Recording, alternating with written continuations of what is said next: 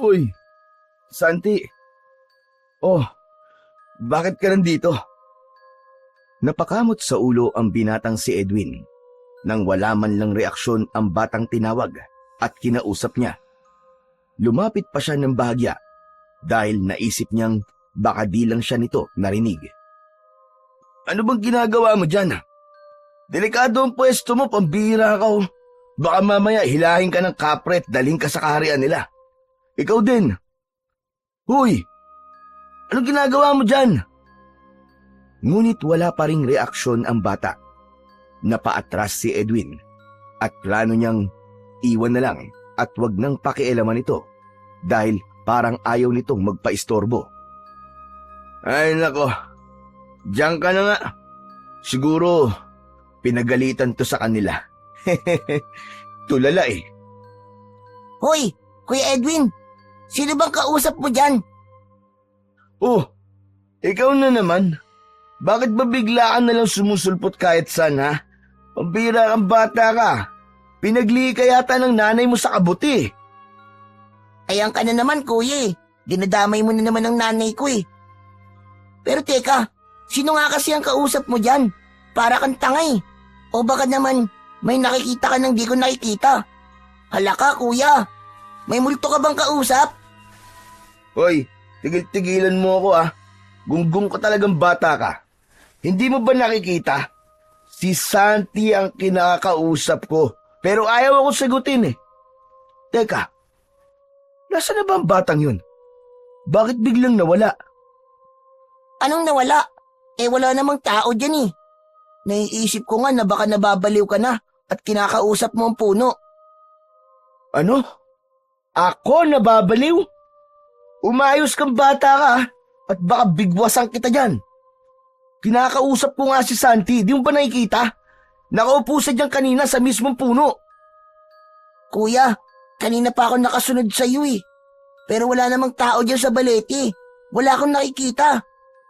Baka naman namamalikmata ka lang, kuya. Hindi. Imposible yun. Nakita ko talaga. Nariyan nga siya kanina. Teka, baka umalis na nang hindi natin namamalayan. Ewan ko sa'yo, kuya. Basta, walang tao dyan. Hoy, ikaw na bata ka. Para lang sa kaalaman mo ha. Pasaway akong tao, inaamin ko. Pero hindi ako sinungaling. Ewan ko sa'yo. Diyan ka na nga. Umalis na si Edwin na puno ng pagtataka. Alam niyang hindi siya namamalikmata. Si Santi nga ang nakita niya doon. Baka nga umalis nang hindi nila napapansin. Winaglit niya na lamang sa isip ang tungkol kay Santi at tinahak ang daan papasok sa gubat. Hapon na at kailangan niya nang umuwi. Pagdating sa bahay ay sermon ang sinalubong ng kanyang lolo Eli. Saan ka na naman ba nanggaling ha, Edwin? Bakit ngayon ka lang? Lolo Eli, namingwit lang po ako sa ilog. Oh, sige nga, kung namingwit ka. Nasaan ang isda? Bakit wala kang dala? Ano po kasi, wala eh. Wala pong isda ngayon eh. Tsaka, naputol po yung nylon ng pambingwit ko. Ang sabihin mo, naglakwatsa ka lang. May pinaglololoko mo pa ako. Amoy chiko ka pa nga oh.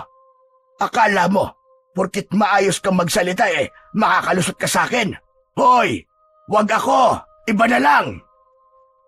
Lolo naman eh. Akala mo di dumaan sa pagiging lasinggero eh.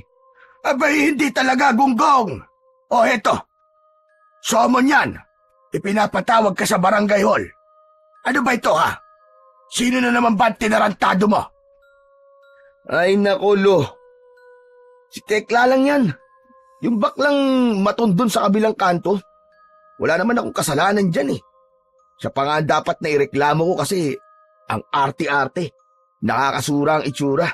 Ayun, sinapok ko nga. Ay, Diyos kong batang ire. Natuwa ka pa sa katarantaduhan mo. Harapin mo yan bukas. Opo, Lo.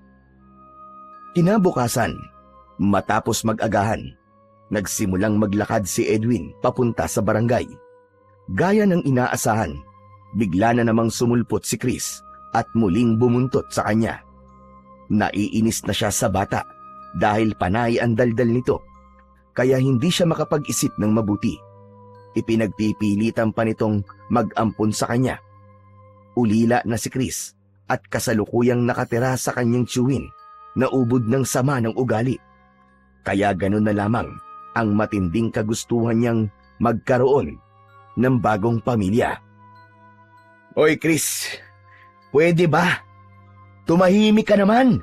Ang ingay-ingay mo. O kaya umuwi ka na lang kaya? Ayoko, Kuya Edwin. Ay nako, bahala ka sa buhay mo. May problema pa akong kaharapin. Pagkarating sa barangay ay tumuloy si Edwin at naroon na ang bakla na tinutukoy niya. Pati ang lolo Eli niya ay naroon na rin.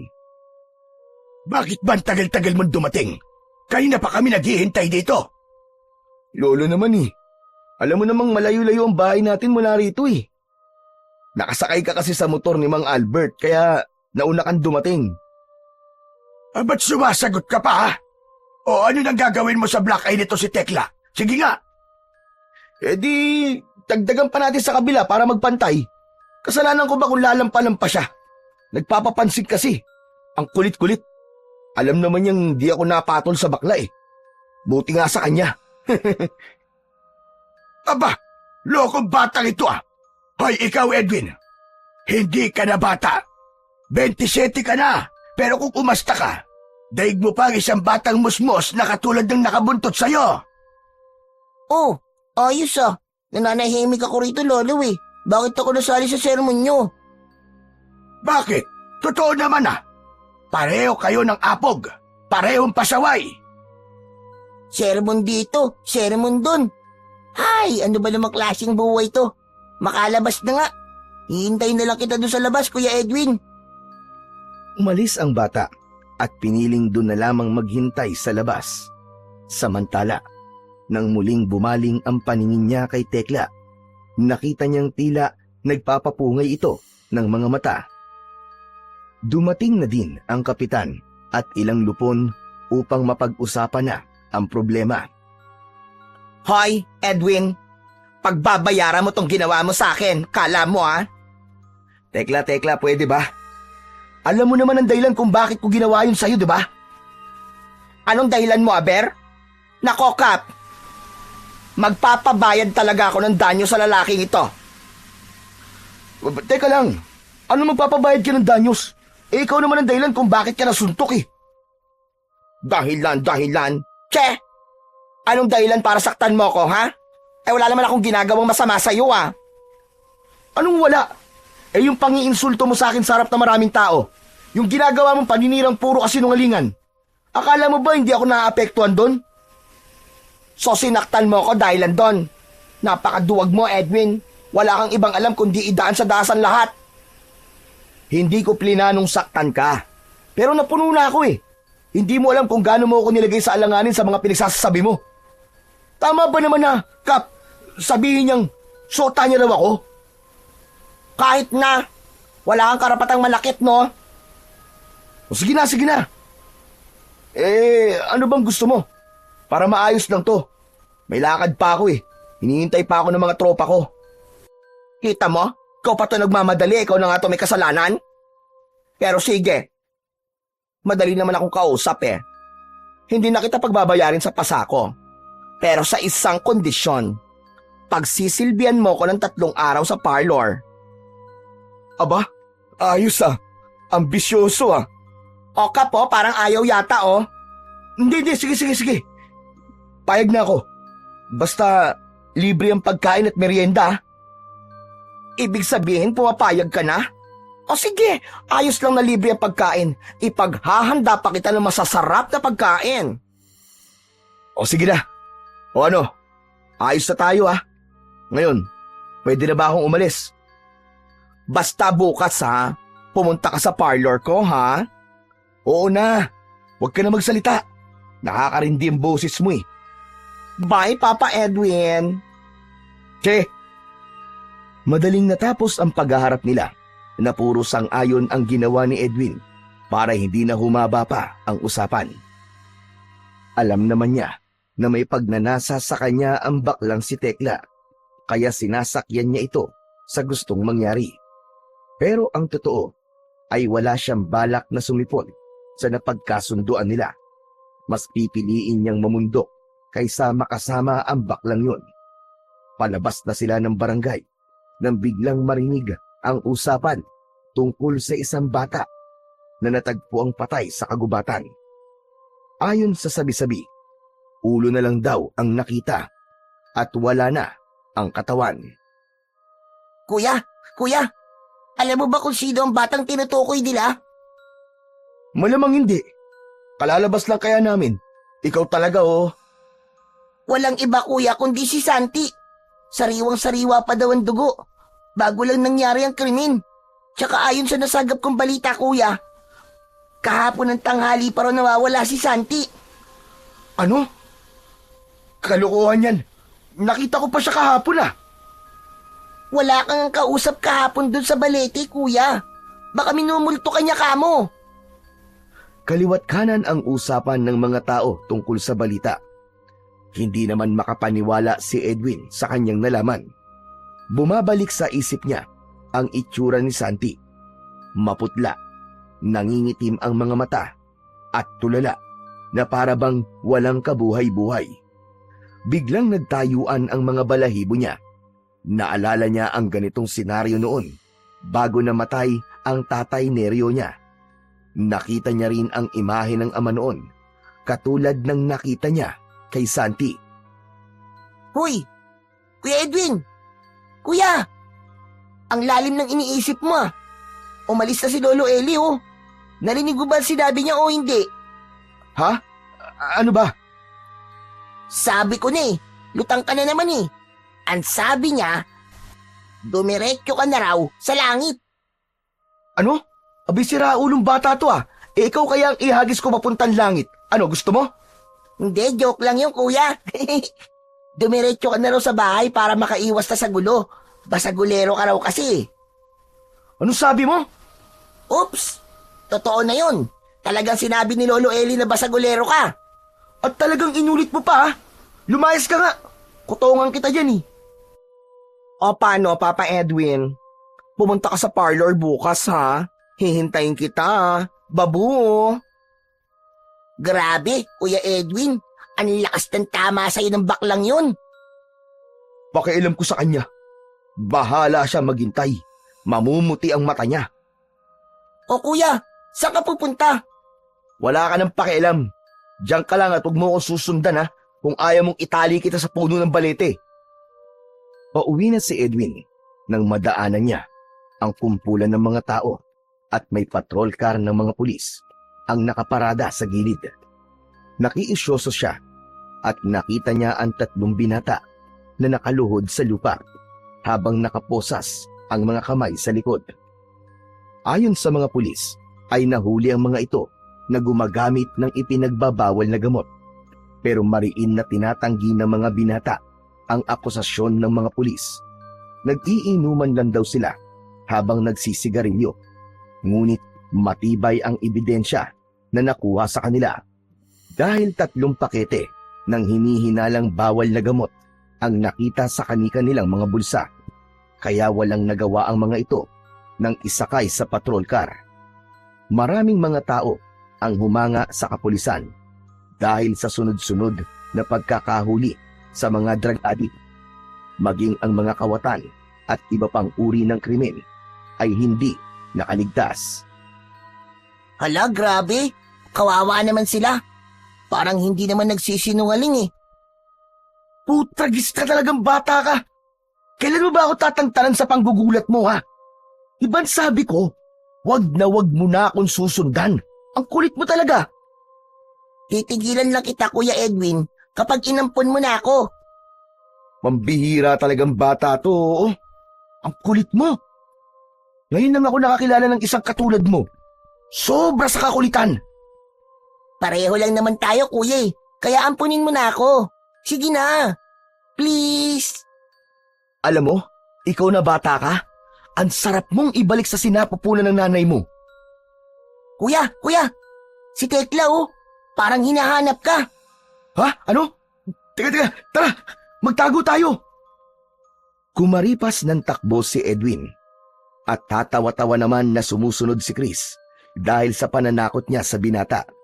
Huminto lang sila sa pagtakbo pagkarating sa kabilang kanto. Hinihingal at pinagpapawisan. Hindi pa man sila nakabawi ng hininga ay nakita nila ang isang babae na pilit hinihila ng dalawang lalaki. Bitiwan niyo ako! Ano ba? Hindi ako sasama sa inyo! Bitiwan niyo ako! Bitiwan niyo ako! Hoy! Ano yan ha? Mga kidnapper ba kayo? Bitiwan niyo ang babae yan! Tulong! Tulungan mo ako! Uy, Edwin, tignan mo! May hinilang kutsilyo yung lalaki, oh! Aba, naglabas ka pa ng matalas ha? Gusto mo yatang matikman tong kamao ko eh. Sige, lapit! Sabay-sabay na sumugod ang dalawang lalaki at sinaksak si Edwin. Ganun na lamang ang panlalaki ng mga mata ng dalawa na hindi tinablan ang katawan ni Edwin. Maski galos ay wala. Hinawakan ni Edwin ang kanilang buhok at pinag-umpog ang mga ulo. Napahiyaw sa sakit ang dalawang lalaki at nagmamadaling tumakbo palayo. Nagmistulang mga tuta na pinalo ng may-ari. Miss, ayos ka lang ba? Oo, maraming salamat. O sige, dyan na kayo. Hinawakan ni Edwin ang babae, ngunit agad siyang tinabig nito. Napatulala siya sa inasta nito bago biglang tumalikod at umalis. Gusto pa sana niyang tanungin ang pangalan nito, pero mabilis itong tumakbo palayo. Ni hindi man lang niya napagmasdan ng maayos ang muka ng babae. Anak ng... Yun lang yun? Ganun na lang yun? Pambihira. Ang weirdo naman ng babaeng yun. Hoy, ikaw na bata ka ha? Bakit nakaawang yung bibig mo ha? Itikon mo nga yan. Baka pasukan pa yan ng bubuyog eh. Kuya Edwin, hindi ka ba nasaktan? Sinaksak ka. Hindi naman. Bakit naman ako masasaktan? Kuya, di ba sinaksak ka nga nila? Pero parang wala naman sa'yo. Ha? Ano? Oo nga no. Sinaksak nila ako kanina. Pero wala akong tama. Wala akong sugat. Teka kuya, tignan nga natin yung tiyan mo. Wow! Wala nga talaga kuya. Pero napulit ang damit mo. Sayang, mukhang bago pa naman oh. Sinaksak ba talaga nila ako? Parang hindi naman eh. Kuya, kitang-kita ko. Sinaksak ka talaga. Pero himala kuya. Teka, sabihin mo nga sa akin, meron ka bang agimat? Ano? Agimat? Oo, agimat. O kaya anting-anting. Katulad dun sa palabas sa TV. Naalala bigla ni Edwin ang bagay na binigay ng tatay niya bago ito namatay. Nilagay lang ito sa kahon matapos ilibing ang tatay niya noon. At kahapon niya lang naisipang kunin at isuot. Totoo nga ang sabi ng tatay niya na kaya siyang protektahan ito laban sa anumang panganib na kakaharapin. Nilabas niya mula sa ilalim ng kanyang damit ang agimat na yon. Yari ito sa isang mahabang pangil ng oso. Kakaiba sa lahat ng kulay. Karaniwang kulay ay puti, ngunit ang isang ito ay itim na may halong pula at kayumanggi. Ito nagbigay ng proteksyon sa akin. Kuya Edwin, ang astig naman yan. Pwede bang pahiram ako kuya? In your dreams. Galing pa to sa Amerika, no? Baka hindi mo alam. Ano? Nakapunta ka na ng Amerika, Kuya Edwin? Galing sa Amerikano, loko. Regalo niya to sa tatay ko nung kabataan daw nila. Yung Amerikano, para bang albularyo din sa ibang bansa? Ayos pala kung ganun. Ang galing naman yan. Sana, balang araw, magkaroon din ako niyang katulad ng sayo. Sobrang saya ni Edwin nang matuklasan niya ang kakayahan ng hawak niyang anting-anting dahil sa tiwala niyang may proteksyon siya gamit ang bagay na yon. Madali na lamang para sa kanya ang makisawsaw sa gulo. Lalo siyang naging arogante at nagsiga-sigaan siya sa kanilang lugar. Isang araw, nagpunta siya sa sabungan. Nang maramdaman niyang naiihi siya, pumunta siya sa likuran ng isang puno ng nyog. Habang abad siya sa pagputi, bigla na lang sumumpot ang isa niyang kaibigan. Kaya napilitan siya umito. Nagtandara pa siyang isara ang zipper ng pantalo niya. Halatang nagulat at nahihiya sa hindi inaasahang pangyayari. Oh, huy! Bakit bigla-bigla ka na lang sumusulpot dyan? Sa harapan ko pa talaga mismo Namboboso ka eh. Nagtaka si Edwin kung bakit hindi ito gumagalaw at katulad ni Santi, tulala ito at maputla. Huy, Peter! Peter, huy! Magsalita ka naman! Abay, tulala ka! Uy, Kuya Edwin, sino na naman ang kausap mo dyan? Nagsasalita ka na naman mag-isa. Halos napatalon sa gulat si Edwin sa pagsulpot na naman ni Chris at nang lingunin niya si Peter ay wala na ito. Si Peter! Nakita ko siya kanina nakatayo dito eh. Ano? Wala ka namang kasama dito, Kuya eh. Totoo bang wala kang nakikita na kasama ko rito? Baka naman pinagtitripan mo lang ako palagi Kukutungan na talaga kita. Totoo nga, Kuya. Wala talaga akong nakikita. Magsisinungaling ba naman ako sa'yo? Tsaka alam mo ba, Kuya? Napansin ko, nung sinabi mo nakita mo si Santi dati, namatay siya kinabukasan. Naku, hindi kaya mamamatay din si Kuya Peter? Ano sabi mo? Halika, dali! Puntahan natin! Tara, Kuya! Mabilis silang tumakbo patungo sa kumpulan ng mga tao sa sabungan upang hanapin si Peter. Kanina lang ay nakita nila ito. Ngunit ayon sa mga nakakakilala sa kanya, umuwi na raw ito kasama ang barkada. Hindi naman kalayuan ang bahay ni Peter mula sa sabungan, kaya't nagmadali silang tumakbo papunta roon. Pagdating nila sa tapat ng bahay ng kaibigan, saktong nagkakagulo ang mga tao. Dinakip ng mga pulis si Peter at sinabing isa ito sa gumagamit ng ipinagbabawal na gamot. Umiiyak itong humihingi ng tulong. Mariing itinatanggi ang paratang. Kilala rin ni Edwin si Peter at alam niyang hindi ito gumagamit ng droga. Lulong lamang ito sa sugal, ngunit kailanman ay hindi ito nalulong sa bawal na gamot. Lalo na't may allergy pa ito sa usok.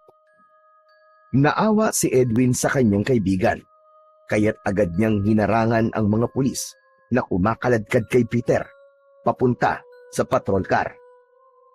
Teka, sandali lang po, Chip! Hindi naman po drug addict ang kaibigan ko eh.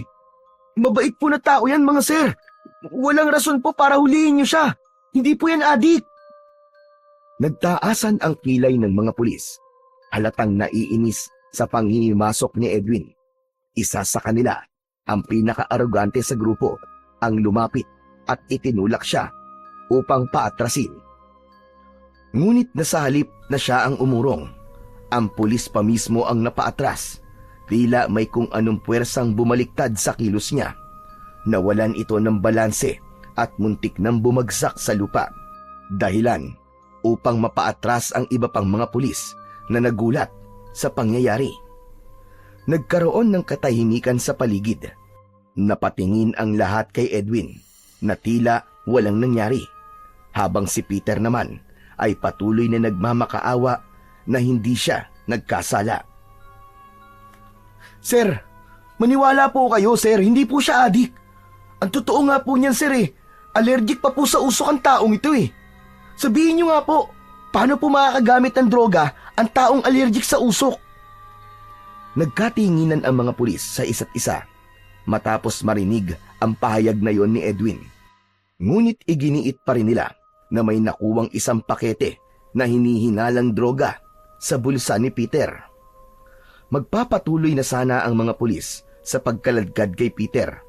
Ngunit mabilis na sinunggaban ni Edwin ang kamay ng isa sa kanila at marahas na tinanggal ang pagkakahawak nito sa kaibigan niya.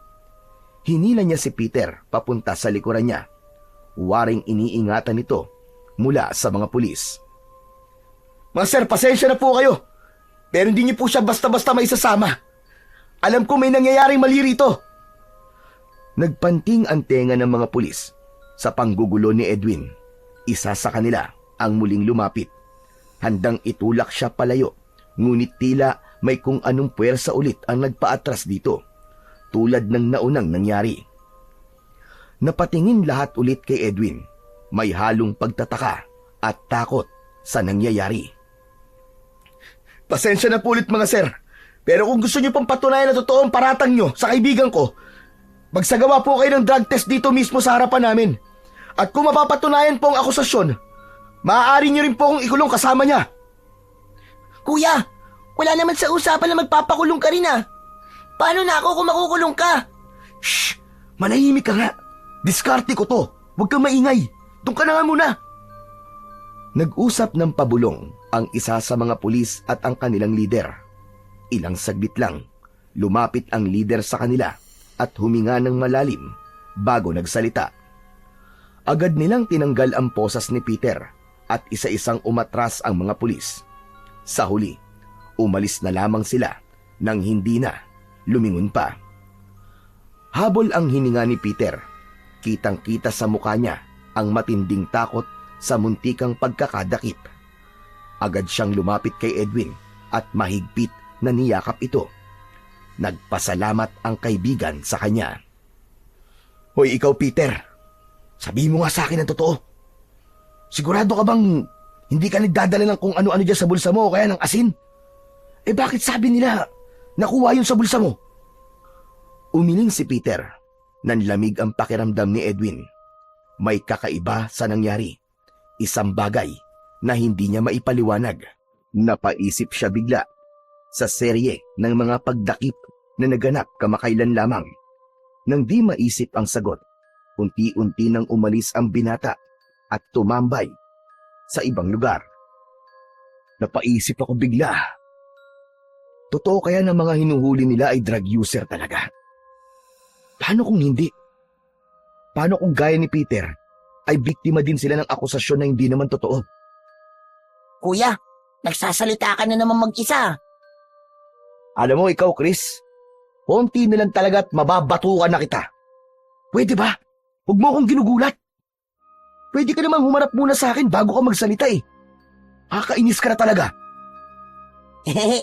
Pasensya ka na, kuya. Oo na, hindi na kita gugulatin ulit. Isang beses na lang. Oh, kita mo na yan? Eh kung ihampas ko kaya sa itong pamalo na to, gusto mo? Ay, wag naman. Masakit yan eh. Ay, kuya, may pinapasabi lang si Kuya Peter sa'yo. Magpapainom daw siya. Pagkarinig sa alak, mabilis na pumunta si Edwin kina Peter. Masaya sila habang umiinom. Halos paggabi na nga sila nang matapos. Umuwi na ang binata at tulad ng inaasahan, sermon na naman ang inabot niya sa kanyang lolo. Oh, saan ka na naman ang galing magaling na lalaki? At ano na naman itong narinig ko na nakisawsaw ka na naman daw sa gulo ng may gulo? Eh, Lolo Eli, hindi naman ako nakisawsaw eh. Tinulungan ko lang po si Peter. Abay, akalain yung mapagkamalan ng mga adik tapos suhulihin. Eh, alam naman po natin na hindi totoo yun eh. Hindi po adik si Peter. May punto ka sa sinabi mong yan, Edwin. Pero sa susunod, huwag mo na ulit gagawin yon. Baka ikaw ang pag-initan ng mga pulis. Lo, alam ko yun. Pero ginawa ko lang po ang alam ko na tama. Totoo naman eh. Hindi user ng drug ang kaibigan ko si Peter. Kaya imposible po ang pinaparatang sa kanya. Tsaka di ba alam nyo na allergic sa usok yun? Pambihirang mga pulis to. Sino pang maniniwala sa kanila kung ganun sila karumi magtrabaho para lang may madakip? Napapaisip na nga rin po ako eh. Kung totoo bang mga drug addict yung mga nadakip nila noong mga nakaraan. Paano kung hindi? Totoo o hindi, tigilan mo na to, Edwin. Ayoko mapahamak ka. Hinding-hindi mangyayari yun, Lolo. May panangga ako laban sa mga masasama. Hindi nila ako kayang saktan. Dahil may anting-anting ako. Pinagmayabang mo pa. Pasalamat ka at meron ka niyan. Pero teka, kailan mo pa naisipan na gamitin yan? Nung kaarawan po ni tatay, naalala ko po siya kaya kinuha ko po to sa kahon na pinagtaguan niya.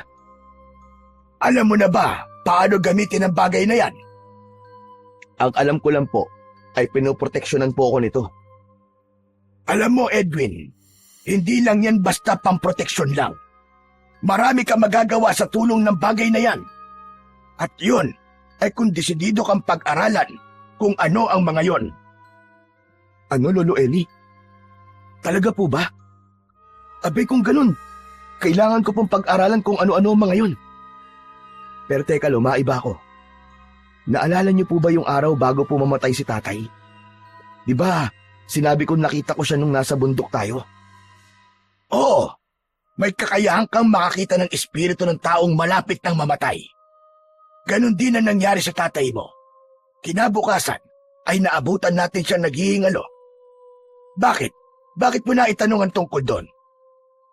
Bago po kasi yung araw na nagharap kami ni Tekla sa barangay. Nakita ko po yung espiritu ni Santi. Kinabukasan po namatay siya. Ganon din po kay Peter. Kaya po nagmamadali akong pumunta sa bahay nila kasi alam ko na po ang susunod na mangyayari. Isa lang ang ibig sabihin niyan, Edwin Iho. Nagsimula na namang maghasik ng lagim ang mga aswang dito sa lugar natin. Oh? Ano, Lolo Eli? Aswang? Sigurado po ba kayo? Hindi ito ang unang beses na nangyari ito sa baryong to, Edwin. Nung kabataan ko, may isang taong may kakayahan din na katulad mo. Nakikita niya ang espiritu ng malapit ng mamatay. At lahat ng nakita niya noon, kinabukasan, patay na. Alam mo kung ano nangyari sa kanila? Hindi sila basta namatay dahil sa sakit o isang aksidente. Natagpuan sila na gutay-gutay. Parang kinatay ng mabangis na hayop. Lolo Eli, baka naman nagkataon lang ang mga pangyayari niyan. Ang dami-dami pong pwedeng maging dahilan ng pagkamatay ng mga tao. Maniwala ka sa akin, Apo. Ang mga nakikita mo, ang mga kaluluwang nakikita mo, ay maaaring naging biktima nila o magiging biktima pa lamang. Lolo Eli, ang dami niyo pong alam ha. Hindi naman po ako naniniwala sa mga aswang eh. Pero kung totoo yan, bakit hindi ko nakikita mismo ang mga aswang? Bakit espiritu lang ng malapit ng mamatay ang nakikita ko? Dahil yan ang babala sa'yo. Hindi mo sila basta-basta makikita. Pero gusto ng anting-anting mo na malaman mo ang mga susunod nilang magiging biktima. Lolo Eli, ang hirap naman pong paniwalaan yung sinasabi nyo. Pero kung sakaling totoo nga yan, paano naman po natin malalaman kung sino po ang aswang? Sige nga. Magmasid ka, Edwin. Talasan mo ang iyong pandama. Ang aswang ay marunong magtago at magpanggap. Mapanlin lang sila. Sandali, Lolo Eli. Yung mga pulis, nang hawakan po nila ako kanina, tinulak po nila ako. Parang sila pa po yung napaatras at nasaktan eh. Hindi kaya... Tama ka. Posible yun. Pero mahirap pang magsalita sa ngayon. Kailangan mong makasiguro muna at humanap ng matibay na ebidensya. Kung nagbibigay po ng babala sa akin ng anting-anting ko, Lolo, paano ko po matutulungan ng mga taong gustong biktimahin ng aswang? Gusto mo ba talagang magligtas ng mga tao, Apo? Opo, Lolo. Gusto ko rin po makaganti sa mga aswang na yun sa ginawa nilang pagpatay kay Tatay Neryo ko. Kung ganon, kailangan mong sanayin ang iyong sarili at kung paano gamitin ng maayos ang anting-anting na yan. Napapanahon na, Apo, para sundan mo ang yapak ng iyong mga magulang. Isang malaking kahihiyan Kung ikaw ay mananatiling ganyan habang ang mga magulang mo ay may kanya-kanyang legasiya nung kapanahunan nila. Kuya Edwin, ano ba ang mga magulang nyo? Anak ng... Bakit ka na naman nandito? Umalis ka na. Baka mamaya, ikaw pa maging hapunan ng aswang dito eh. Kuya naman eh, ang sungit mo talaga. Alam mo, Chris, ang nanay niya ay isang bantog na albularya at ang tatay naman niya ay isang dakilang antingero. Kilala silang mga bayani sa pakikipaglaban sa mga aswang sa bundok kung saan kami nakatira noon. Wow! Ang galing naman! Pero si Kuya Edwin, puro pagpapasaway lang ang alam niya. Hoy, manahimik ka. Gusto mo, pauwi na talaga kita? Ay, hindi po. Tatahimik na po ako. Ito na nga oh. Isisiper ko na ang bibig ko. Kaya ikaw, Edwin, wala kang dapat sayangin na panahon. Ikaw lang ang may kakayang labanan ng mga aswang. Ikaw lang ang makakatalo sa kanila. Kaya kailangan mo sanayin ng gusto ang abilidad na meron ka. Dahil kung hindi, marami ang mabibiktima ng mga aswang na yan. Pero Lolo Eli, paano ko po sisimulan? Saan po ako magsisimula? Unahin mo ang pagsasanay sa taglay mong lakas. Kailangan matibay ang pundasyon ng iyong katawan. Halika, sumunod ka sa akin sa likuran ng bahay. Nagpunta sila sa likod ng bahay, kung saan may malalaking troso, bato at isang sako ng buhangin na nakabitin sa puno ng mangga. Unang ipinabuhat ni Mang Eli kay Edwin ang 3 troso. Walang kahirap-hirap na itinaas yun ni Edwin at ibinalibag sa lupa. Sumunod naman ay isang bato na may timbang na halos 100 kilo. Parang balde lang yun ng tubig nang binuhat ni Edwin at ilipat niya ito sa tabi ng puno ng mangga. Ang huling pagsubok ay ang pagsuntok sa sako ng buhangin. Sa isang malakas na suntok, tumalbog ang sako at agad itong nabutas, dahilan upang kumalat ang buhangin sa buong paligid. Magaling! Walang duda. Kaya mo ang harapin ng mga aswang at durugin sila kapag nagkaharap-harap na kayo. Wow! Grabe ka, Kuya Lodi! Tao ka pa ba? Ano ako sa tingin mo, multo? Eh di, Darak! Ikaw ba yan? Tigil-tigilan mo na ako, Chris ha! Naaasar na ako sa'yo! Kumuha ng panggatong si Mang Eli at lumapit kay Edwin. Hinampas niya ito sa bandang puwet at napasigaw sa sakit ang binata. Aray! Lo! Aray ko, aray ko! Ang sakit naman, Lo! Bakit niyo po ako pinalo? Sinasabi ko na nga ba, mahina ka sa bagay na ito.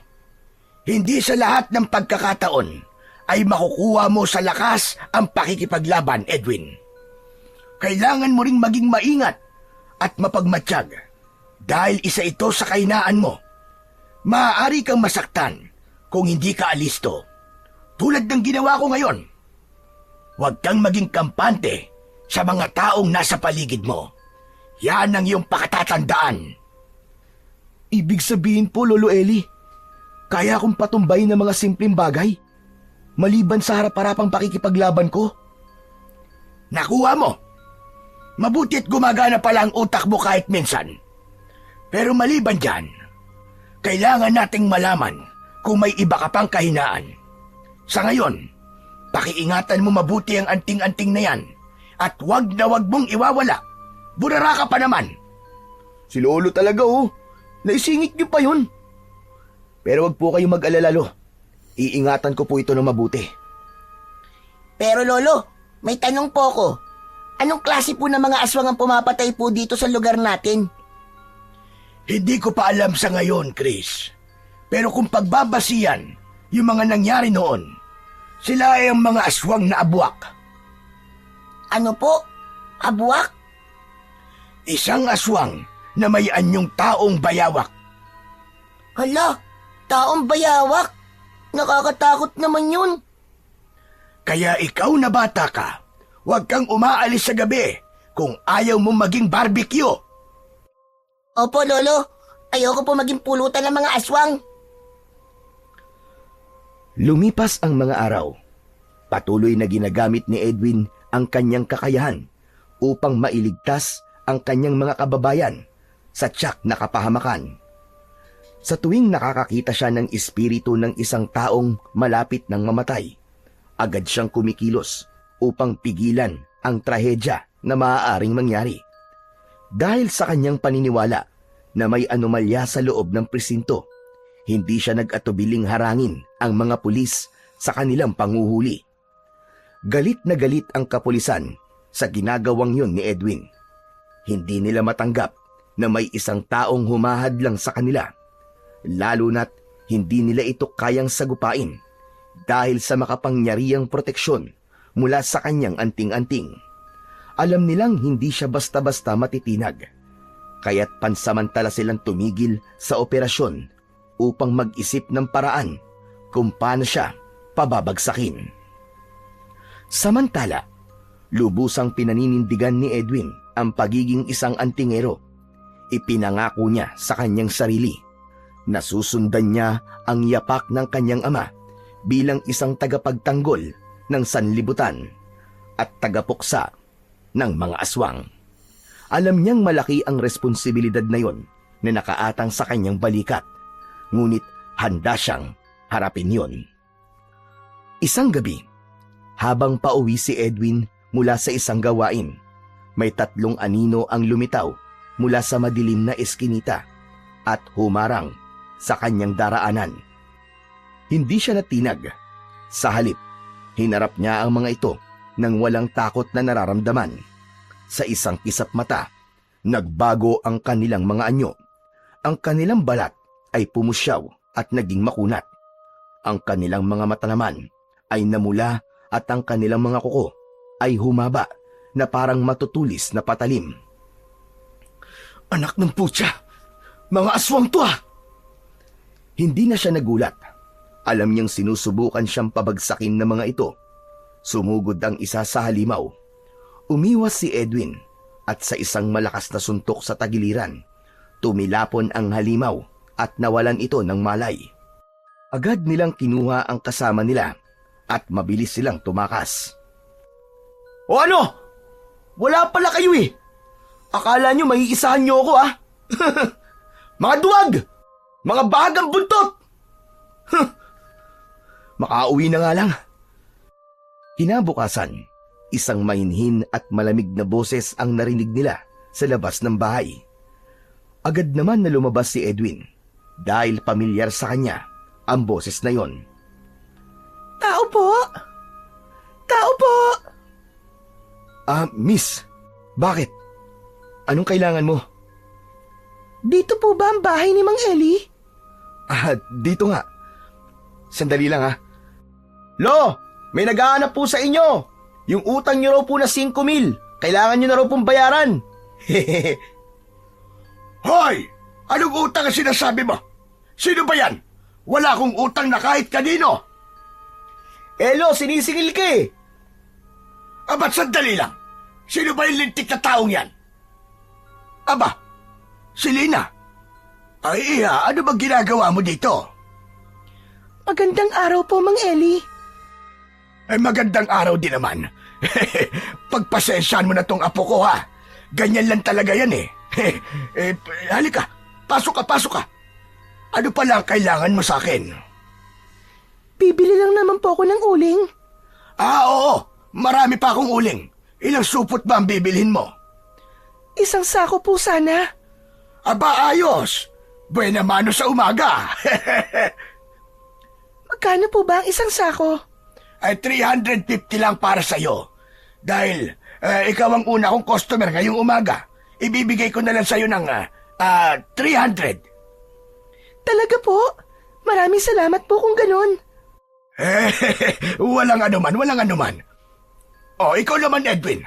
Anong tinutunga-tunga mo dyan? Masyado ba maganda ang kaharap mo at natulala ka na? Lolo. Si Lolo naman panira ka ng moment eh. Sige na, kumuha ka ng isang sakong uling sa likod at buhatin mo. Iatid mo na rin at malapit lang naman ang water station dito sa atin. Doon nakatira tong bago nating kababaryo. Opo. Miss, saglit lang ha. Mabilis lang ako. Sige. Nang makuha ang uling, ay dumiretso na sila sa water station. Tahimik lang si Edwin habang paminsan-minsang sinusulyapan ang magandang dalaga. Makinis ang balat nito. May mahaba at magandang buhok. Nabighani siya sa gandang taglay nito na parabang artistahin ang muka. Miss, matagal na ba kayong nakatira dito? Ngayon lang kasi kita nakita eh. Mga 3 buwan na rin. Bihira lang kasi ako lumabas ng bahay. Nahihiya kasi ako sa mga tao. Lalo't karamihan na nakikita ko sa labas ay mga lalaki. Ganun ba? Tama rin naman. Mas maigi ng maging maingat. Oo, lalo na noong nakaraang mga araw na muntik na akong tinangay ng 2 lalaki. Buti na lang, niligtas ako ng lalaki na dumaan. Alam ko na. So ikaw yung babaeng tinulungan ko. Kaya pala parang pamilyar ka sa akin eh. Sabi ko na eh. Parang nagkita na tayo eh. Talaga ba? Ikaw pala yun? Naku, pasensya ka na. Di ako nakapagpasalamat ng maayos sa'yo dahil nagmamadali akong umalis. Natakot kasi ako nun eh. Wala yun, ayos lang. Ang mahalaga naman sa akin eh, ligtas ka. Aanin mo pala tong uling. Isang sako talaga ang binili mo. Yan ba? Naisip kasi namin na magluto ng barbecue kada hapon. Pangtinda ba? Sayang kasi, marami pa naman mga tao dito. Baka mag-click gawing pangkabuhayan namin. Ganun ba? Ayos yun. May bibilan na kami palagi ng masarap na ulam. Aasahan ko yan ha.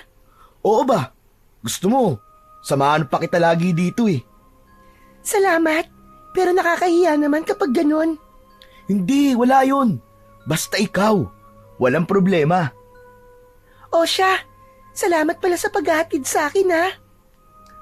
Walang anuman, miss. Basta ikaw. Nanginginig pa. Hoy kuya, dumadabubs ka ha? Ikaw ha? Ikaw na naman. Aatakihin ako sa yung bata kay. Selena. Si Chris nga pala. Ang batang kabuti. Hoy, anong kabuti? Hi, ate ganda. Hello, Chris. O sige, mauna na kami ha. Ingat ka. Halika na nga rito, Chris. Aray. Bye, ate ganda. Aray ko. Tara na. Ikaw talagang bata ka ha. Kotang-kota ka na sa akin. Di ba sabi ko wag na wag mo akong ginugulat? Sorry na kuya. Bitiwan mo na ang tenga ko. Aray, masakit. Masakit pala eh. Siguro naman ngayon magtatanda ka na. Oo na kuya. Last na talaga yun. Sa paglipas ng mga araw, lalong nabihag si Edwin sa angking kagandahan ni Selena. Hindi niya maiwasang hanap-hanapin ang presensya ng dalaga. Kaya naman, tuwing hapon, kahit hindi siya ganun kahilig sa barbecue, dumadaan siya sa kanilang tindahan upang bumili. Kahit 2 piraso lang, para lang magkaroon siya ng pagkakataong makausap si Selena. Panandali ang nakalimutan ni Edwin ang tungkol sa mga aswang. Mabuti na lamang at tila humupa muna ang lagim sa kanilang baryo. Walang bagong biktima, walang natatagpo ang bangkay, walang kakaibang pangyayari. Sa isip niya, marahil ay tuluyan ng umalis ang mga halimaw. Hanggang sa isang gabi, naglakas ng loob ang binata na tuluyan nang ligawan si Selena. Selena, pwede ba kitang makausap sandali? Oh, Edwin! Anong ginagawa mo rito? Gabi na! Alam ko, Selena, na gabi na. Pero, ano kasi, hindi ko kasi kayang pigilan eh. Gusto ko sanang magpaalam sa'yo. Magpaalam? Saan ka ba pupunta? Hindi. Ibig ko sabihin, Gusto kong magpaalam kung... kung pwede ba kitang ligawan? Ha?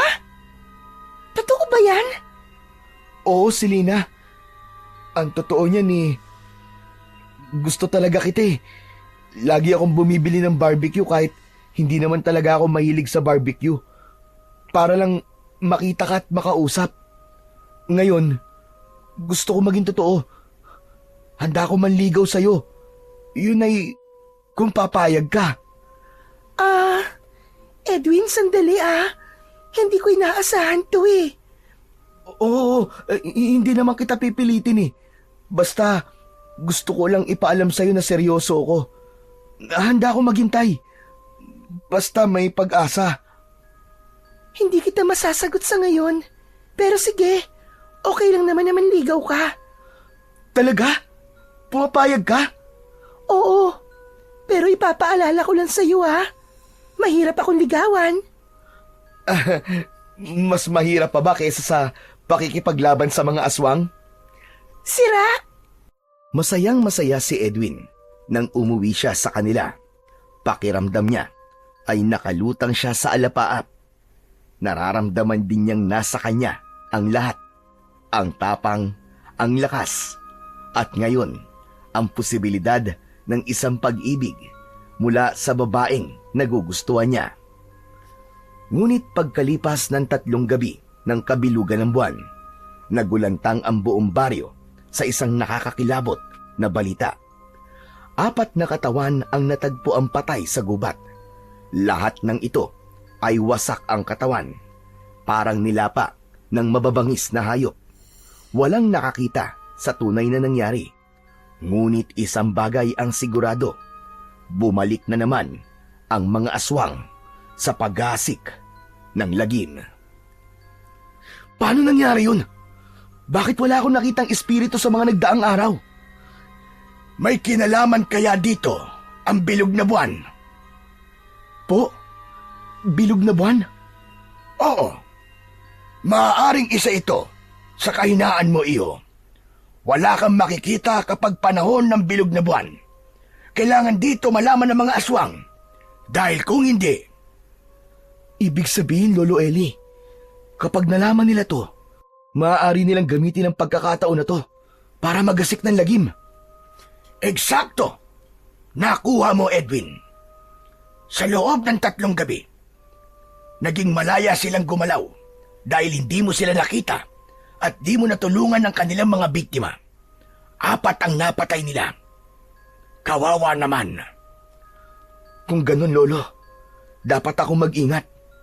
Hindi pa huli ang lahat. Ngayong alam mo na ang limitasyon mo, kailangan nating humanap ng paraan para makabawi ka. Humanda talaga sa akin yung mga aswang na yan. Siya nga po pala, Lolo. Nakita niyo po ba yung batang kabuti? Hindi pa, iho. Masyado pa kasing maaga. Baka abala pa yun sa pagtulong sa tsuhin niyang lasinggero. Oh, andito ka na pala eh. Sabi ko na nga ba't magpapakita ka na naman eh. Edwin, wala dito si Chris. Sinong kausap mo?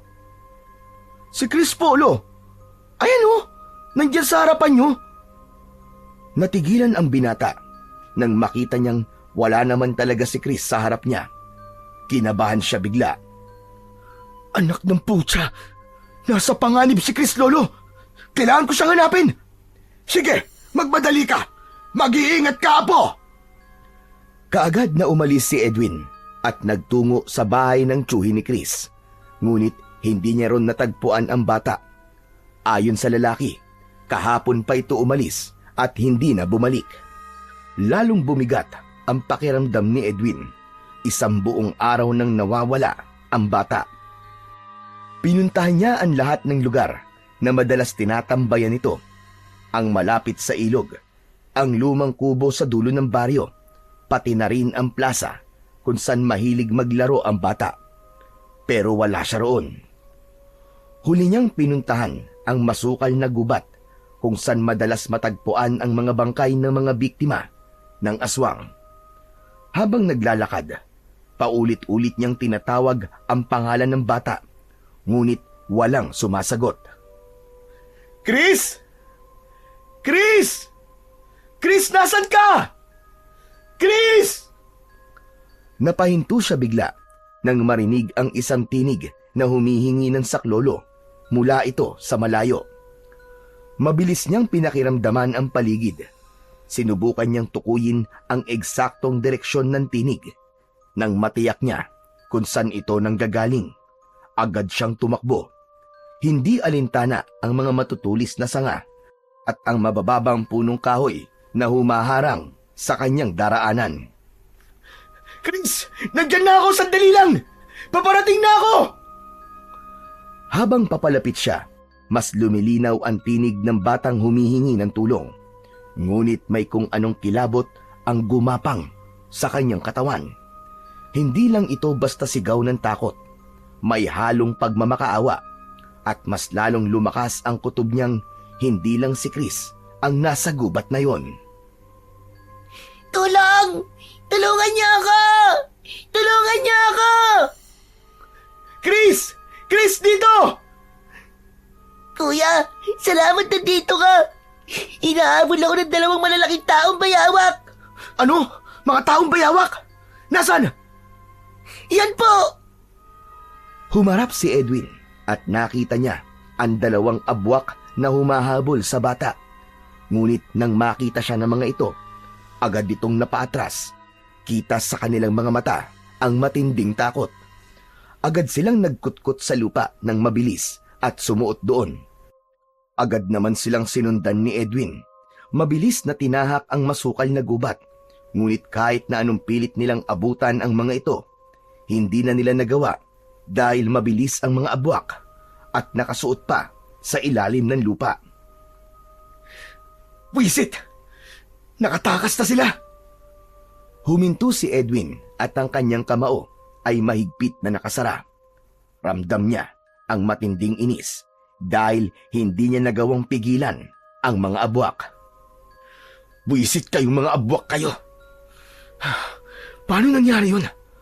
Akala ko, sa gabi lang sila lumilitaw.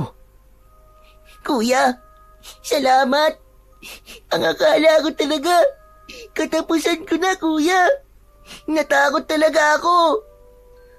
Chris, paano ka nila nakuha? Kasi kuya, nakita ko kahapon na may dinaki pa mga peking pulis. Sinundan ko sila, sakay ng bike ko. Mabagal sila nagpapatakbo ng sasakyan nila hanggang pumasok sila sa gubat. Hindi ko namalayan na nahulog na pala ako sa patibog nila. Inuwa nila ako para gamitin laban sa'yo, kuya. Nakita ko pa kung paano nila katayin ng isang tao doon. Niluto nila tapos kinain. Mga demonyo sila. Saan eksaktong lugar sa gubat yan? Sa pinakadulo ng ilagang gubat, kuya. May kampo sila ron eh. Malayo yun sa kabihasnan. Kahit anong sigaw mo, walang makakarinig sa'yo. Pero, paano ka nakatakas? Tinulungan ako ng mga kasama ko ron dahil ako raw ang pinakabata at pinakamabilis sa tumakbo. Akala ko mahahabol na nila ako eh. Ayoko maging pagkain nila. Natatakot ako, kuya. Mabuti na lang talaga dumating ka eh.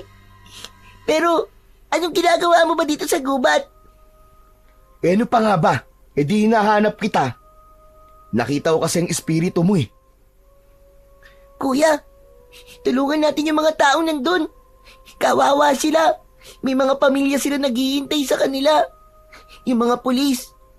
Totoo, kuya, nagpapaggaplan silang mga pulis. Madami sila dun.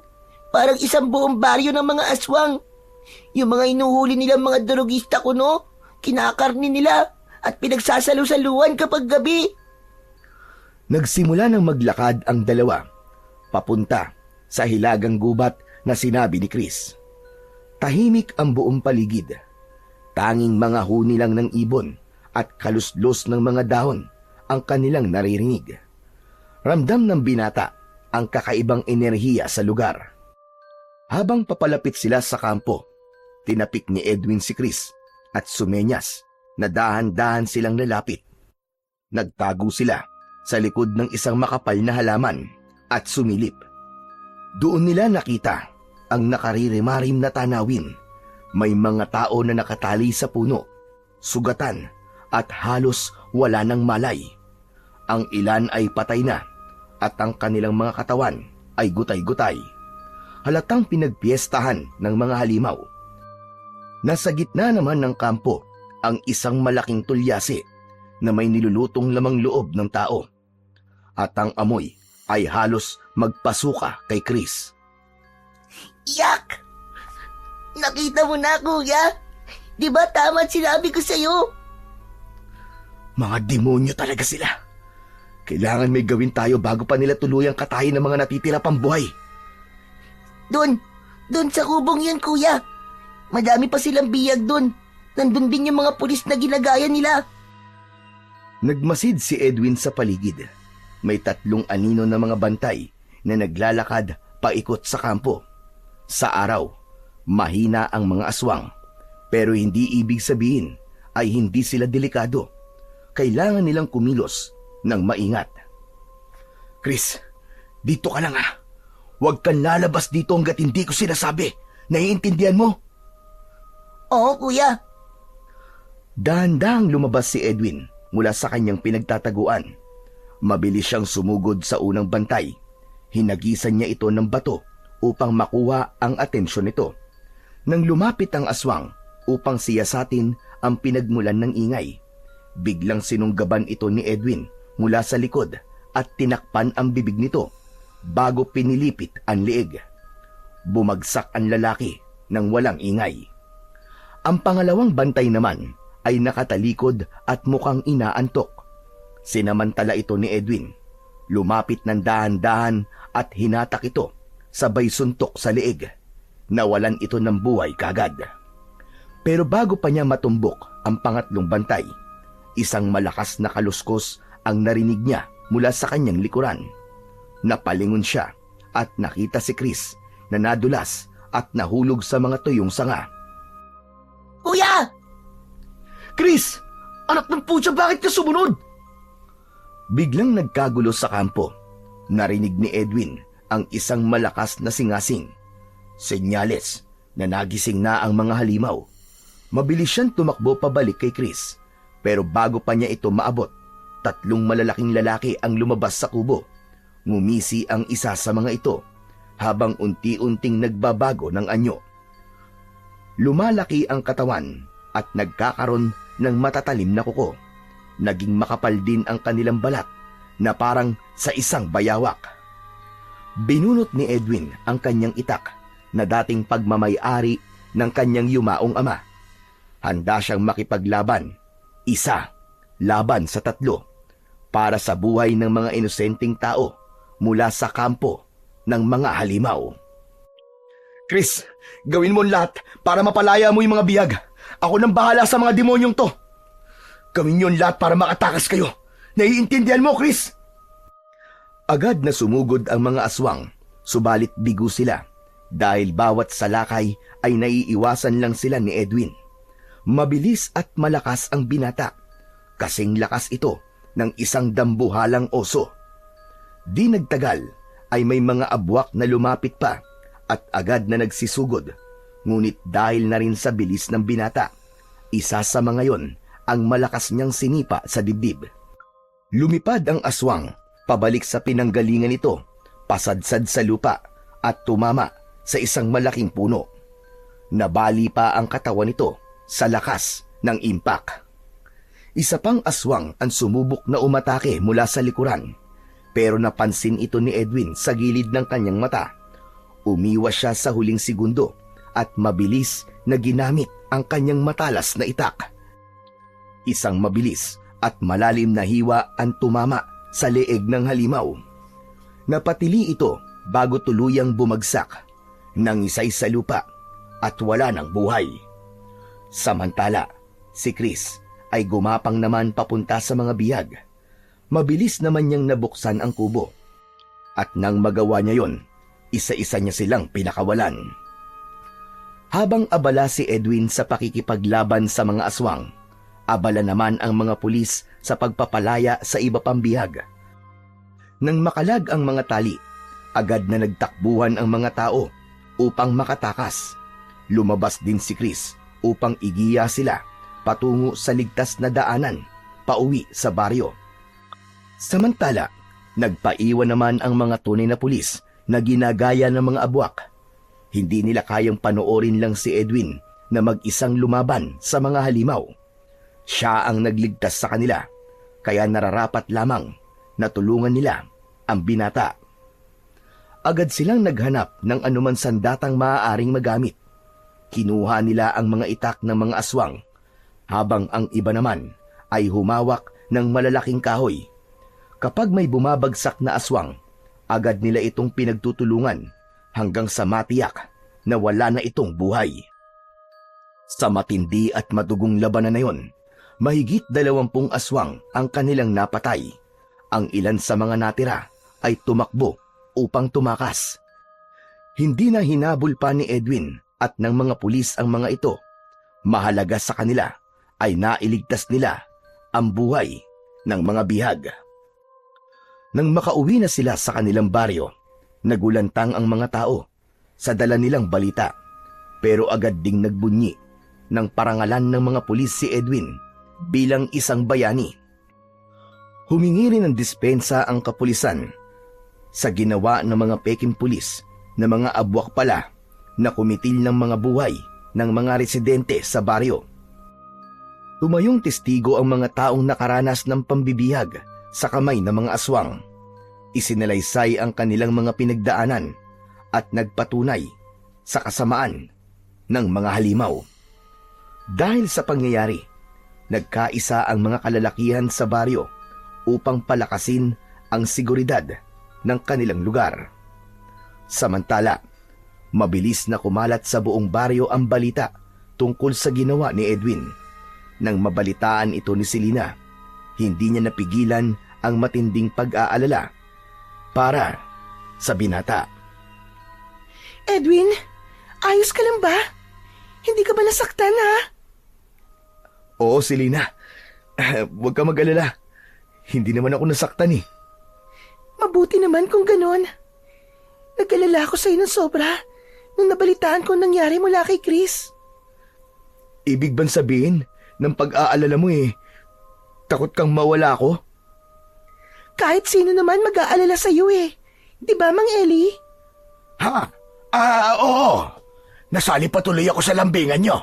Makaalis na nga at magre-repack pa ako ng mga uling. Ay nako, ang kabataan talaga ngayon. Ay, aminin mo na kasi ate, takot kang mawala sa'yo si Kuya Edwin. Pero huwag kang mag-alala, dahil masamang damo yan. Matagal mamatay yan. Tumigil ka dyan, Chris ha. Pasmado na naman ang bunganga mo eh. Ate, sagutin mo na lang kasi yan si Kuya Edwin. Oo nga naman. Baka pwedeng sagutin mo na ako, Selena. Alam mo, Edwin, matagal ko nang alam na totoong nararamdaman mo para sa akin. Pero gusto kong siguraduhin na seryoso kan talaga. At sa lahat ng ginawa mo, napatunayan kong ikaw ang tipo ng taong hindi lang matapang, kundi may mabuting puso. Ibig sabihin ba niyan Oo, Edwin. Sinasagot na kita. Yes! Ayos! Sa wakas, sinagot na ako ni Selena! Thank you, Lord! Uy, ang saya-saya. Sa wakas, sinagot ka lang ni Ate Selena. Salamat, Selena ha. Hindi mo alam kung gaano ako kasaya ngayon. Basta, Edwin, ha? Huwag kang magbabago. Ipangako mo yan. Oo, pangako. Iingatan kita. Katulad ng pag-iingat ko sa mga taong mahalaga sa akin.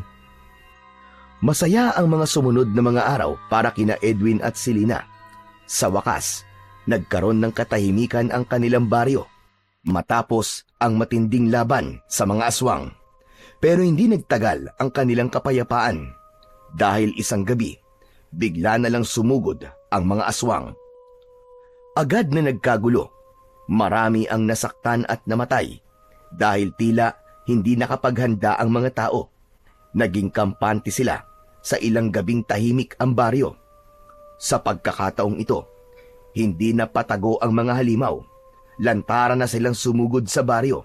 Naghahasik ng lagim at walang takot na kumakain ng tao. Halos gabi-gabi, may nadaragdagan sa listahan ng mga biktima at kahit anong paghahanap ni Edwin, hindi niya mahuli ang mga salarin. Tanging mga bangkay na lang ang kanilang natatagpuan tuwing umaga. Habang abala siya sa ginagawang pag-aasikaso sa mga napatay ng aswang, biglang lumapit sa kanya si Tekla. Hay, salamat. Mabuti naman at na-corner din kita, no? Tekla, bakit ba? May problema na naman ba tayo? Anong problema ang sinasabi mo?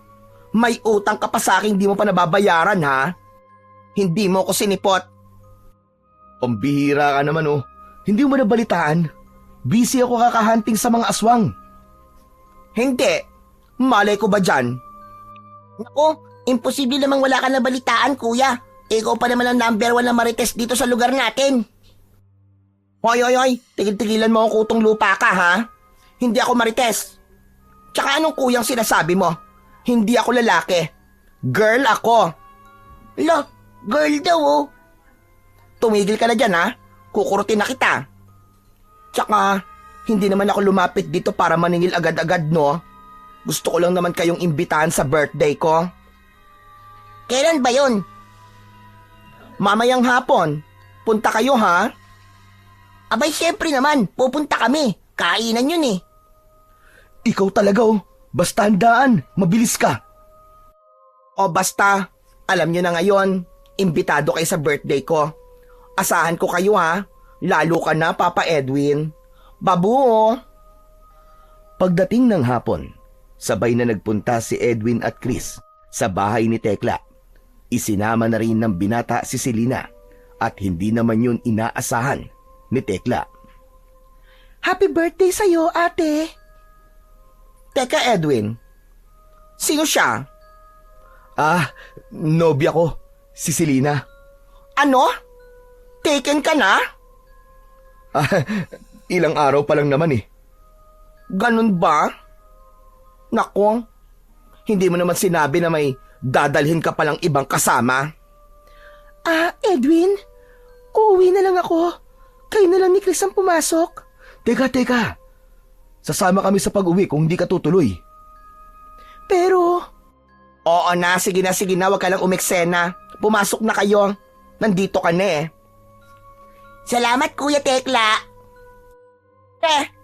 Naka-false eyelashes, naka-dress na mint green, kuya ang tawag mo? Sipain kaya kita dyan. Pasmadong bibig ng batang ito.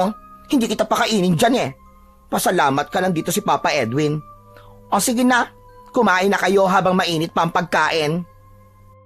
Pumasok si Edwin, si Lina at Chris sa loob ng bahay ni Tekla. Nasa mesa na ang maraming putahe, inihaw na manok, adobong baboy, pansit at iba't ibang kakanin.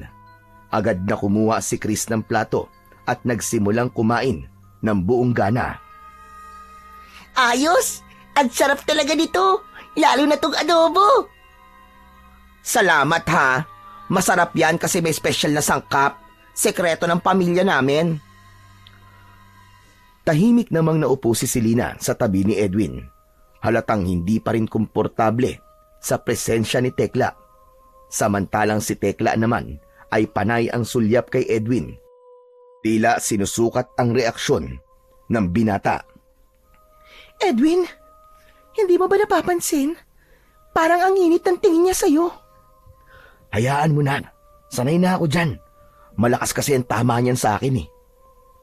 Ano yon? May sinasabi ka? Wala. Masarap tong pagkain. Talaga? O sige, kain lang kayo ng kain ha. Teka Tekla. Nasaan nga pala ang mga bisita mo? Nako, parating na mga yon. Tsaka, huwag mo silang intindihin. Mas okay na rin para kayo ang makauna na kumuha ng mga bagong luto ng pagkain. Ganun ba? O sige na, kumain lang kayo ng kumain dyan. Habang kumakain, ay panay naman ang sulyap ni Tekla kay Selena. Panakaw-nakaw niya itong tinataasan ng kilay, pero ngiti lamang ang isinusukli ng dalaga, kaya lalo siyang naiinis. Hindi nagtagal, ay dumating na nga ang mga bisita ni Tekla. Karamihan ay mga kilala ni Edwin, kaya napasarap sila ng kwentuhan at inuman. Pansamantalang itinabi ni Edwin ang tungkol sa mga aswang at hinayaang magsaya ang sarili sa gabing yon. Habang si Selena ay pumunta sa likuran upang maghanap ng banyo, agad niyang natuntun ito at nagmamadaling pumasok dahil ihing-ihi na siya. Nang matapos siya ay lalabas na sana pero nakalak ang pinto. Kahit na anong ikot niya ay ayaw nitong bumukas. May tao ba riyan? Pakibuksan naman oh! Nalak ako dito sa loob! Halos mapaos na si Selena sa kakasigaw para humingi ng tulong, pero tila walang nakakarinig sa kanya. Ano ba? Palabasin niyo ako dito! Tulong! Nalak ako dito sa loob ng CR! Tumigil si Selena at sumandal na lamang sa pader. Maghihintay na lamang siya na may taong magpupunta sa banyo. Ilang minuto lang ay bumukas ang pinto, kaya kagad lumapit si Selena. Pagkabukas ay bumungad ang malditang pagmumuka ni Tekla. Nakahalukip-kip at nakataas ang kilay. Bakit mo ako ikinulong dito?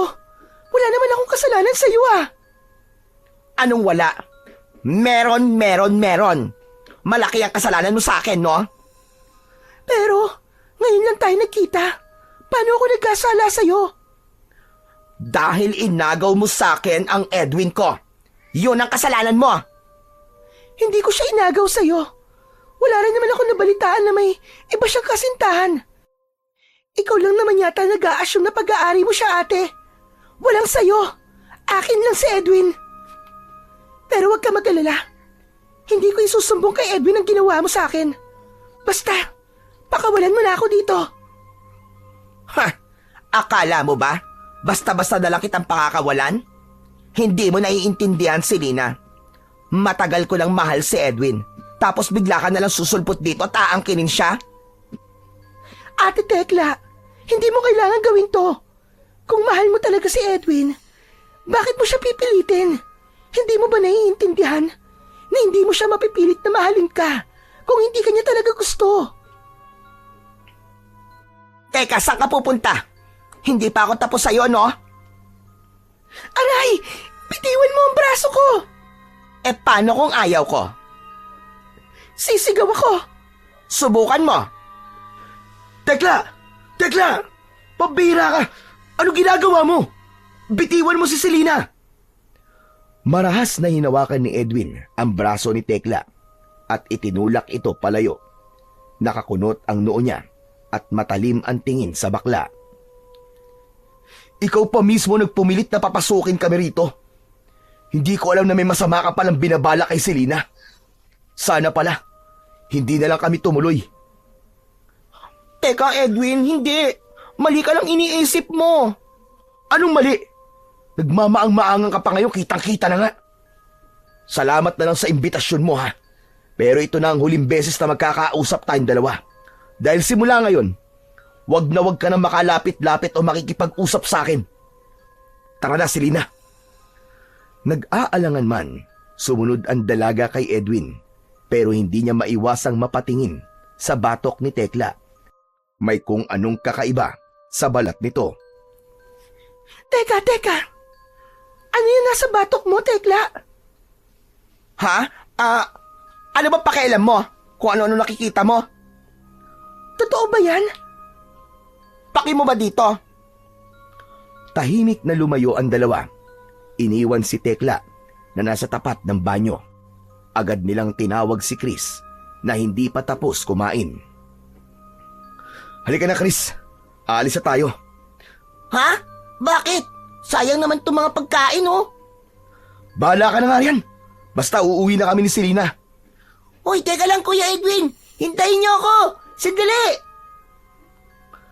Habang naglalakad sina Edwin sa madilim na daan, biglang may narinig silang kaluskos mula sa ilalim ng lupa. Napahinto sila at nagmasid. Tila may kung anong gumagapang sa ilalim ng lupa. Mabilis ito. Kuya, nararamdaman niyo ba yun? Ano yun? Bago pa makasagot ang binata, ay biglang umumbok ang lupa sa kanilang harapan. Nabitak ang lupa at may isang higanting bayawak ang lumitaw. Edwin! May halimaw! Chris, dumistansya ka! Humawa ka sa akin, Selena. Diyan ka lang sa likod ko. Kuya, ano gagawin natin? Kung akala mo matatakot mo kami, nagkakamali ka, halimaw! Mabilis na inatake ito ni Edwin, pero mabilis itong nakailag. Tumalon ito sa gilid at nanlilisik ang mga matang nakatutok kina Chris at Selena. Lumabas ang mahaba nitong dila at matutulis na mga pangil. Sumugod ang abwak at sa bilis nito, naabot nito si Selena. Nag-iwan ng malalim na sugat sa kanyang braso.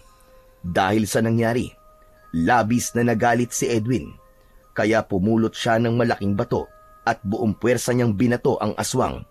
Napahiyaw ito sa sakit. Hindi na hinintay ni Edwin na makabangon ang halimaw.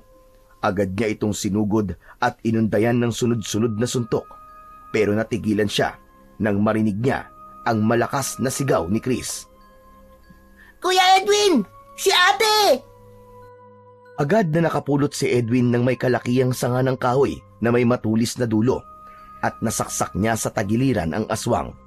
Saka mabilis na tumakbo si Edwin papunta sa kinaroroonan ng dalawa. Selena! Selena! Takot yata sa dugo si ate Selena, kaya hinimatay. Tara na, kailangan natin magamot ng mga sugat niya. Hala, nakatakbo ang aswang, kuya! Nakatakas! Hayaan mo na siya. Nasaksak ko siya sa tagiliran. Hindi na magtatagal yon. Ang mahalaga ngayon ay magamot natin si Selena. Binuhat ni Edwin si Selena at dineretso sa kanilang bahay para magamot ng kanyang lolo Eli. Oh! Jusky, mga bata ere! Ano nangyari? Bakit duguan kayo? Lolo Eli, may nakalaban po akong aswang at pinuntirya po niya si Selena. Lo, gamutin niyo po ang sugat niya. O siya, sige. Ihiga mo muna dito sa upuan at kukunin ko lang ang panlinis at panggamot ko niyan. Marunong po pala kayo manggamot, Lolo Eli? Albularyo po kayo? Hindi, marunong lang ako manggamot dahil natuto ko sa asawa ko noon. Siya ang tunay na manggagamot. Nagising si Selena 10 minuto matapos siyang magamot ni Mang Eli. Kita sa kanyang muka ang matinding takot habang nakatitig sa kanyang braso. Pasensya na, Selena. Hindi agad kita naprotektahan kanina. Nasugatan ka tuloy ng halimaw na yon. Ayos lang, Edwin. Pero, nasa na ang aswang? Ano na nangyari sa kanya? Nakatakas siya eh. Pero sigurado kung hindi siya magtatagal. Malubang na tamo niyang sugat mula sa akin. Hindi mo siya pinatay? Pero paano kung bumalik siya? Huwag kang matakot, Selena. Hindi ko hahayaang masaktan ka ulit ng kahit na sino pang aswang. Sisiguraduhin ko mapapatay ko sila bago ka pa nila mahawakan. Salamat, Edwin, ha? Siya nga pala.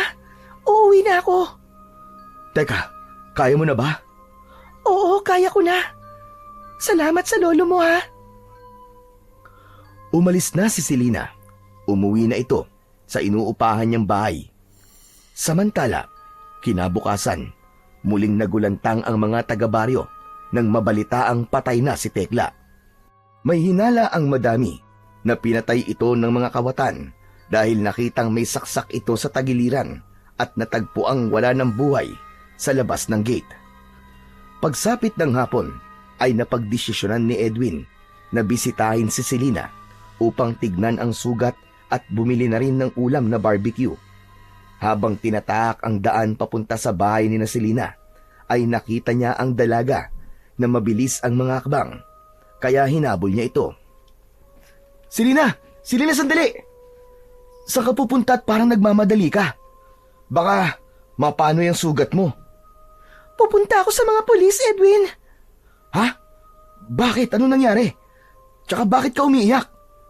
Edwin, si Mama. Tinangay ng mga lalaking hindi ko kilala. Ha? Bakit daw? May atraso ba ang mama mo sa ibang tao? Wala, Edwin.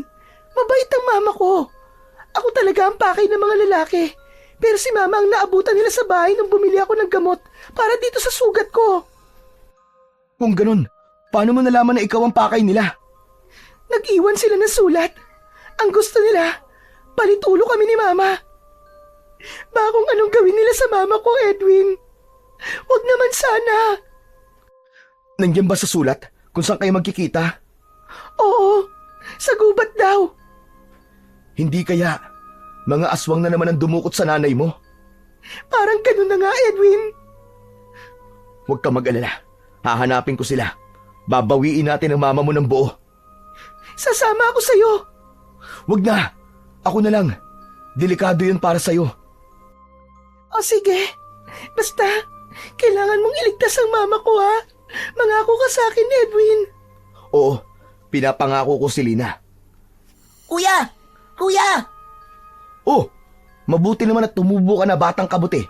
O anong balita? Si Lolo Eli, kinuha ng 3 malalaking lalaki. Ano? Sino naman sila? Hindi namin kilala, kuya. Ngayon ko lang din siya nakita. Ikaw ang kailangan nila eh. Pero dahil wala ka, pinakawalan nila ako para sabihin sa iyo ang nangyari at kung saan mo sila pwedeng puntahan. Saan daw? Sa gubat daw. Doon mismo sa pinuntahan natin doon. Posible kayang iisa lang ang may kagagawa nito, Edwin? Tama ka, Selena. Posible nga. Gumaganti sila dahil sa huling sagupaan namin. Anong gagawin natin? Ako ang habol nila. Kaya ako rin ang kailangang humarap sa kanila. Pero Edwin, Wala na tayong pagpipilian, Selena. Kailangan ko silang iligtas. Si Lolo, siya na lang ang natitira kong pamilya. Hindi ko hahayaang pati siya ay mawawala sa akin. sige, sasamahan na kita. Hindi nga pwede, Selena.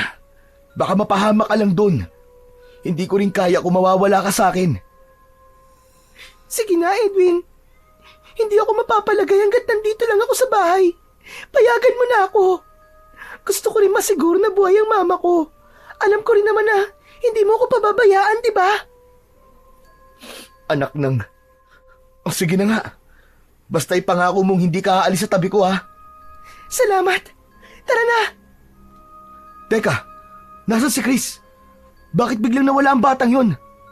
Ha? Hindi ko rin napansin eh. Abat, talaga palang kabuti siya, no? Pasulpot-sulpot lang. Mas mabuti ngang wala siya. Tara na. Hindi na ba tayo tatawag ng pulis? Wag na. Ayoko may ibang madadamay. Ako lang naman ang kailangan nila eh. Pero mas mabuti may mga pulis, Edwin. Mas ligtas tayo kung may backup. Selena, wag mo mamalitin tong kasintahan mo. Kasing tigas yata ito ng bato. Yan ka na naman eh. Inaatake ka na naman ang pagkahambog mo eh. Totoo yun. Tsaka wag ka mag-alala. Ililigtas natin sila. Naglakad na sila at pagkaraan ng ilang oras, narating na nila ang loob ng gubat. Naging mapagmatsyag si Edwin dahil ramdam niya ang presensya ng mga aswang. Edwin, bakit ang tahimik? Nandito ba talaga sila? Shh! Huwag kang maingay. Nandyan lang sila. Nagmamatsyag sa atin at naghihintay na magandang pagkakataon para umatake. Dito ka lang, ha. Diyan ka lang sa likod ko. Huwag kang bibitaw sa akin. Oo, Edwin. Papalubog na ang araw, ngunit wala pa rin kahit isang aswang ang nagpapakita sa kanila. Alam ni Edwin na mas nagiging mabagsik ang mga halimaw sa gabi, kaya inihanda niya ang sarili para sa hindi maiiwasang labanan. Hanggang sa nakarinig na sila ng malalakas na mga kaluskos. Edwin, may mga kaluskos. Nandiyan na sila. Selena, mga tuso sila. Alam nilang mas malakas sila pagsapit ng gabi, kaya hindi sila nagpapakita kanina. Kaya mo ba silang talunin lahat, Edwin? Kakayanin, alang-alang sa inyo. Sa isang iglap, biglang lumitaw mula sa kadiliman ang isang aswang na abwak. Mayabang itong nakatayo, nakangisi, habang nakatitig sa kanya. Nasaan ang lolo ko at nanay ni Selena? Ilabas niyo sila! Unang inilabas ng mga aswang ang ina ni Selena. Nakatali ang mga kamay sa likuran at halatang mahina na dahil sa takot at pagod. Napasigaw si Selena, ngunit maigpit siyang hinawakan ni Edwin upang pigilan itong sumugod. Maya-maya pa, muling nagsalita ang aswang at sinabing ilalabas lang nila si Mang Eli kung maibibigay ni Edwin ang kapalit. Tumingin ito sa binata at itinuro ang suot niyang agimat bilang kapalit sa buhay ng kanyang lolo. Huwag kang pumayag, Edwin. Hindi maaari ang gusto nila. Kapag ginawa mo yon, lahat tayo dito ay mamamatay. Pero yun lang ang paraan, Selena, para patakasin nila ng buhay si lolo. Tama ka. Makakalabas nga ng buhay ang lolo mo. Pero anong mangyayari pagkatapos? Pag-isipan mo mabuti, Edwin. Anong gusto mong gawin ko? Hahayaan kong patayin nila si lolo? Hindi sa ganun, Edwin. Mag-isip na lang tayo ng paraan para iligtas silang dalawa. Tama ka, Selena. May iba pang paraan para mailigtas sila. Pwes, yun ang gawin mo.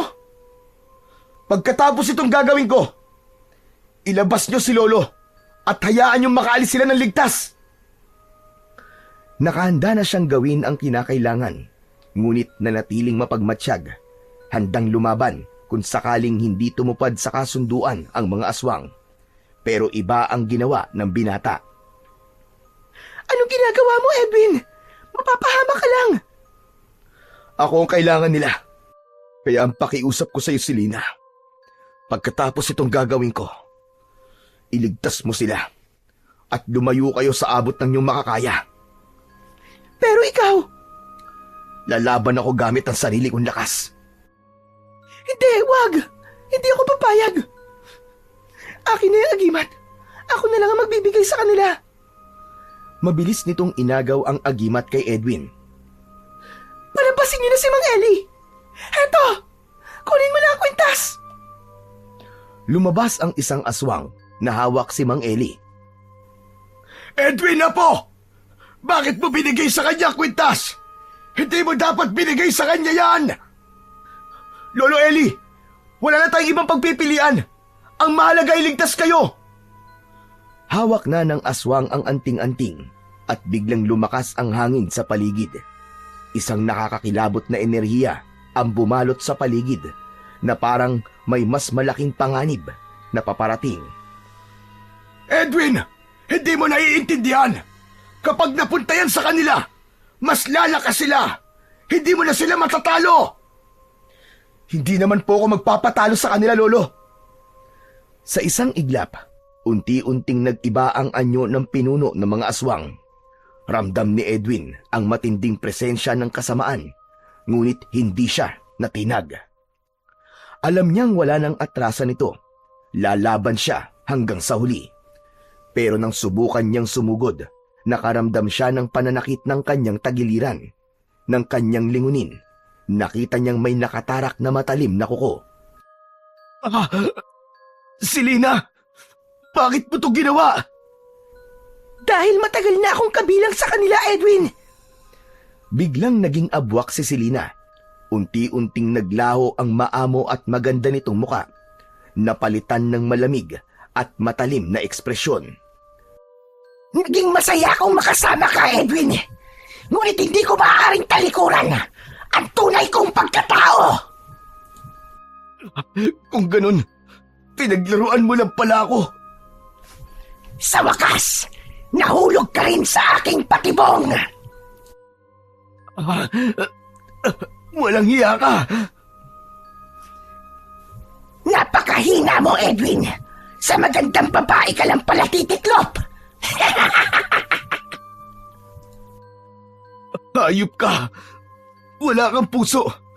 Wala kang utang na loob. Simula nang makilala kita, wala akong ginawa kundi mahalin ka. Pero lihim mo na pala akong tinitira sa likod. Ginamit mo lang ako. Mas wala kang puso dahil pinatay niyo ang mga kalahi ko. Ginawa ko lamang kung ano ang alam kong tama. Wala ka ng agimat. Nasa amin na nagbibigay ng lakas at proteksyon sa'yo. Wala ka ng laban sa amin ngayon. Hayop ka! Ibalik mo sa akin yan! Biglang inagaw ulit ni Selena ang agimat at dinurog ito. Sandali! Bakit ang daling nadurog nito? Dahil hindi naman yan ang totoong pangil ng oso. Akala mo ba, kailangan marunong manloko ng tao? Masyado mo akong minaliit, Selena. Nanlaki ang mga mata ni Selena nang ilabas ni Edwin ang totoong agimat. Pero maya-maya, may inilabas itong pulbos at itinapon sa mukha ng babaeng abwak. Anong ginawa mo, Edwin? Ha! Laso niyan na pwede mong ikamatay, hayop ka, at ng mga kalahi mo. Matagal na namin pinaghandaan yan. Salamat sa mga kasangkapan na iniwan ni tatay at nagamit ko to laban sa'yo. Sa tingin mo ba, ay susugod ako mag-isa ulit dito nang hindi handa? Hindi naman sana para sa'yo yan eh. Para sana yan sa gustong kumuha ng anting-anting. Pero hindi ko akalain na ikaw pala mismo ang pinuno nila. Kaya pasensya na dahil mas mautak ako kaysa sa inaakala mo. Hayop ka! Pinaniwala mo ko! Patas lang tayo, Selena. Dahil pinaniwala mo rin akong totoo ka at mahal mo ko. Narito ang totoong anting-anting. At kailanman, hindi ko to ibibigay kahit na kanino. Kahit lolo ko nga, hindi ko pinapahawak to eh. Kayo pa kaya? Mautak tong kalaban nyo. Patayin sila! Sabay-sabay na sumugod ang mga aswang. Subalit isa-isang napatumba ni Edwin ang mga yon. Nakita niyang susugurin ang lolo Eli niya. Kaya mabilis siyang tumakbo. Sinalubong ng malakas na suntok ang babaeng aswang. Halos lahat sila ay nakahandusay sa lupa at namimilipit sa sobrang sakit. Hayop ka! Mamatay ka na, Selena! Ang mga natitirang aswang, halos sabay-sabay silang sumugod, pero bigla silang natigilan nang makarinig ng sunod-sunod na putok ng baril. Dumating si Chris, kasama ang maraming pulis. Walang nakaligtas na buhay sa mga aswang, maliban kay Selena, na unti-unti na ring nanghihina. Hayop ka! Minahal kita nang higit pa sa buhay ko. Pero niloko mo ko, Selena. Niloko mo ko. Isa kang abwak na pumapatay ng mga tao.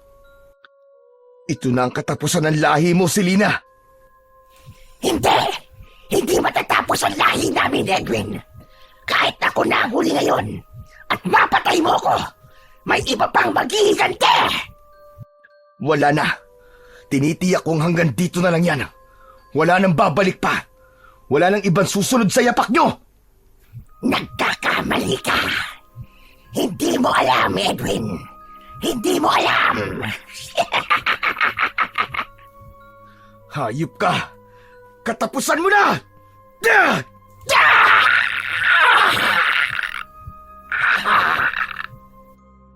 Sa huling oras ng kanyang buhay, isang nakakakilabot pa rin ng ngiti ang gumuhit sa labi ni Selena bago siya tuluyang namatay.